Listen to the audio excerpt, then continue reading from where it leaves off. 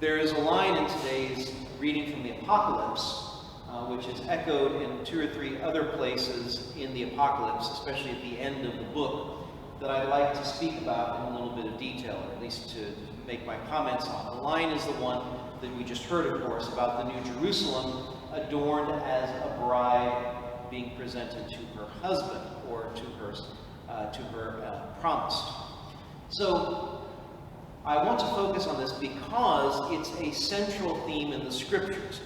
The salvation history begins, as recorded in Genesis, with a wedding and wedding imagery.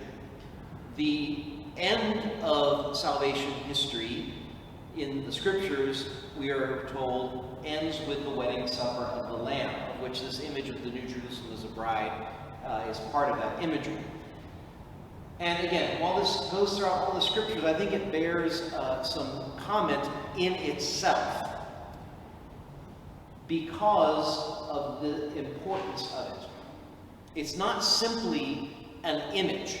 It's all of reality. Because remember, what is the purpose of everything? I won't quiz you this evening. The purpose of everything is our union with God in Christ and His mystical body, the church. Union is what it's all about. And this union has as an image marriage.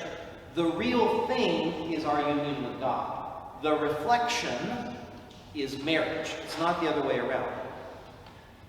And this is one of the reasons why having holy marriages is so important, is because our children and non-Christians learn about what a relationship with God is like from what they see in marriage and from their parents. And obviously that's why a lot of people have a bad idea of what these things are, because they don't see it lived as it should be. That is why we are so specific about marriage, very clear on what marriage really is and what it isn't, and why it's so important, because of its relationship to the one union with God. And this is not just simply for the entire church. It's meant for us as individuals. Now again, as I have to keep saying, men find this awkward, and we just have to simply put aside some of the physical aspects of romantic relationships, right? Because ultimately, again, marriage is only the reflection. The real relationship is far higher than that. But we are all created to be spouses of God, so to speak. That is the intimacy that we were created for, to have as the spouse of our souls Almighty God. And it's this intimacy for which every one of us was created, and for which many of us do not take seriously, even those of us who actually do believe. It's an intimacy which is extremely important. And as a metaphor, most people, or what we should have in this relationship with God, is the zeal of the young man who is pursuing the young woman that he would like a relationship with, that he makes time for, that he gives gifts to, that he does everything, and in fact, probably restructuring his entire life sometimes, simply to woo this girl. And I'm talking about even when it's like noble and for good purposes. I'm not talking about for illicit, sinful purposes. When a man really is desiring, and of course girls do the same thing, they do it in a different way usually, but they do the same thing. When you want to be in a relationship with someone, the energy you put into it is extreme.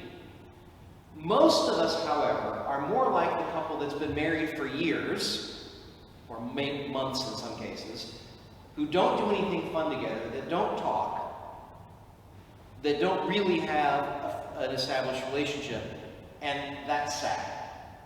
We need to recapture, if we ever had it, or to ask God to kindle in us that fervor of love for that intimacy that we want to have with Him. Couples want to know everything about each other. This is one of the reasons why we have to study our faith. We really care about God. We really love God. We're going to want to know everything there is to know about Him, to study what He's done for us, to read the Scriptures, to study the faith, etc., etc., etc. All of those things. Again, if you ever want to understand why the church teaches us what she teaches us, about our relationship with God, whether it be prayer, the sacraments, avoiding sin, etc. Just simply put it in terms of a romantic relationship. And most of the things that people say then about their relationship with God then sound absurd, because you would never make those kind of excuses with a beloved that you were trying to have a relationship with. We were all created for that relationship, and we all need to live that relationship. Now, some people, of course, and again, mostly men, I think, like, well, I don't need God, or I don't hear God, or God's not speaking to me. Like, how do I have a relationship with Him? Because I'm not feeling anything, I'm not getting anything. And that's simply a matter of purifying our perspective. What we all need to understand, I'm not just picking on the men, this is all of us. What we really need to understand is, obviously, there are differences between our human relationships and our relationship with God. But if you want to look at it from that perspective, then just simply remember this. God created you to begin with, as an individual, intentionally. God, by an act of His will, at every moment is keeping you in existence. He didn't just simply create you and let you run amok like we do to our children. He keeps you deliberately in existence. When we sin, He has died for us. He's become one of us in the sense of taking a human nature to Himself. He has died in that human nature in the most horrible way possible and has risen from the dead and has given Himself to us. He has spoken to us either through the Scriptures or through His church. He does speak to us directly, although most of us are deaf and we don't pick it up as like we should. He's done everything.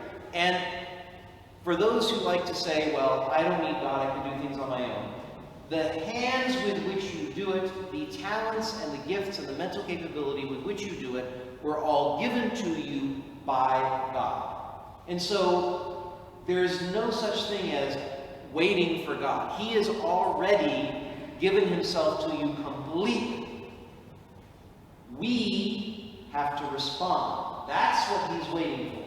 Now, it's difficult, thanks to Adam's sin and our own personal sin. Our response is difficult. We're selfish, we're sinful, we're focused on other things than God. And that's on us. We have to work to purify that with God's grace. But if we try, He will respond, He will meet us, and He will help us along. But we can't say that we're waiting for Him, because He's already done everything for us.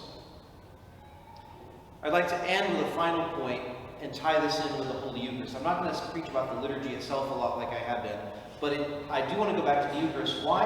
Because it's in the Eucharist itself, in the Mass and in Holy Communion and even in Adoration, where we experience the greatest intimacy, because it's not enough for Him to take a human nature and unite Himself to us. It's not enough for Him to indwell in us through baptism. He wants to become our spiritual food. He wants to physically be united with us individually. And that's why He gives us the Holy Eucharist. And so we have to approach the Holy Eucharist from this perspective. Let's go back to the romantic imagery.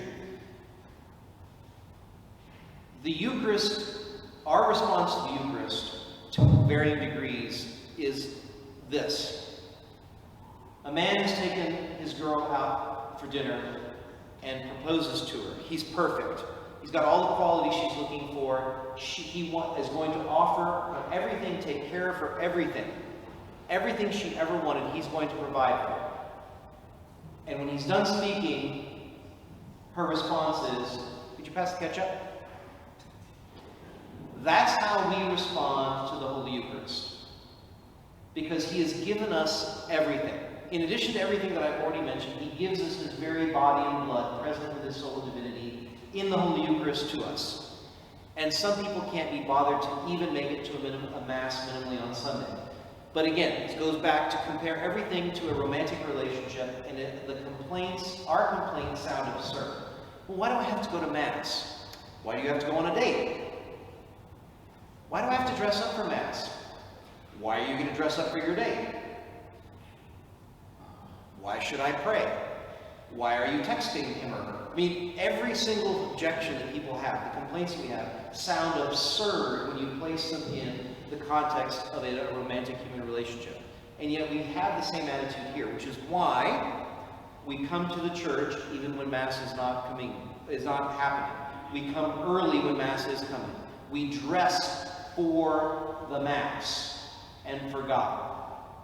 And all these other things that we do so that we are disposed to give our beloved a return for all of the love that he has shown us. And that's the same thing in the way we celebrate the liturgy. That's why we celebrate Mass the way we do, and don't just do the minimum.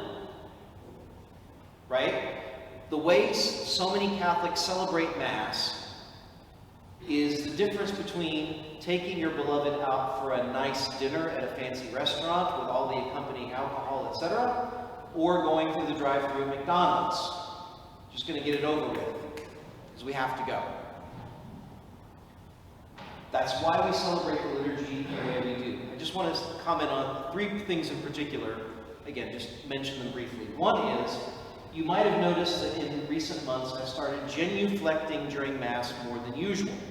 It's because I finally read a paragraph, read it again and it clicked, in the front of the Missal in the general instruction that said, not only is the priest to do not only do the instructions of this Missal, but also the traditional way the Mass is celebrated informs the way the priest is supposed to do the gestures of the Mass.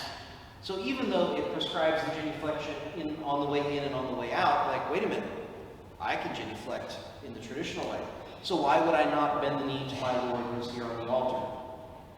You might have also noticed that I've been kissing the altar more. If you haven't and you've been caught up in ecstasy, that's great. But if you've noticed it, it's because in the traditional Mass there's more of that. The altar represents Christ. And I'm up here not merely as your representative, although that's a very important reason why I'm up here. But I'm also here for my own sanctification, my own intimacy with Christ. And so that is an action which, again, I've started to do more of because it reminds me of that and is an opportunity for me to show that love. And I forgot it at the other Masses, but I finally remembered for this one. And the third thing is I've been saying as a private devotion, just like you say your own private prayers during Mass, during the lulls, right? I've been saying some of the private prayers from the traditional Mass during the Mass, and sometimes it does prolong the silence that you have, or the lull in the action, but that's okay.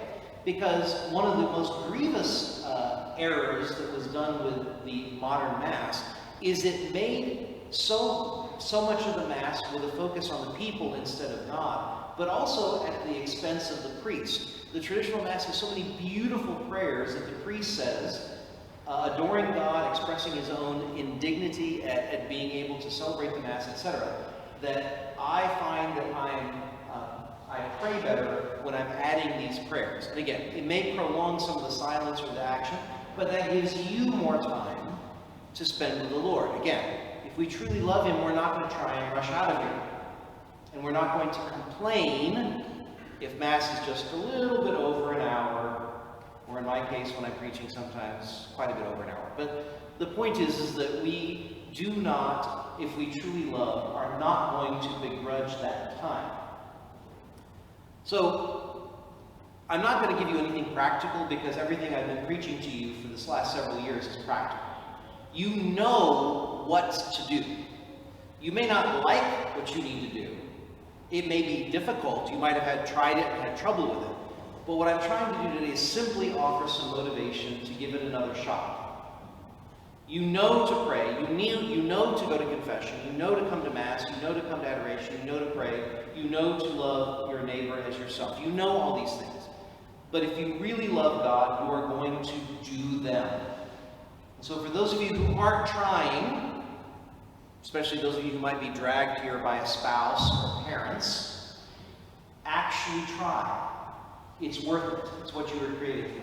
And for those of you who are trying, and I know this parish is full of people who are trying, and it makes my fatherly heart very glad, try harder.